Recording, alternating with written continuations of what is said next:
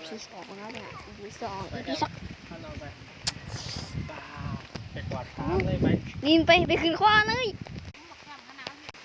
อันนั้นแม่หนูอยากก็เป็นคือแค่คิดแล้วแหละมีหนาวกันไว้เลยว้าวน้ำตกสาวปังสาวอะไรน้ำตก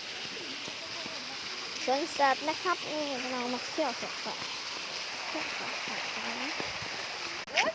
มันคืออะไร เขาบอกว่าบ่ให้ไปใกล้กระจก แล้วก็จกผ้าหนู นี่มันญี่ปุ่น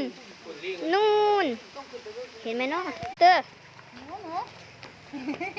นู่นจริงด้วย นานา นี่ต้องใจไฟจังขึ้นไปมันจะเป็นอะไร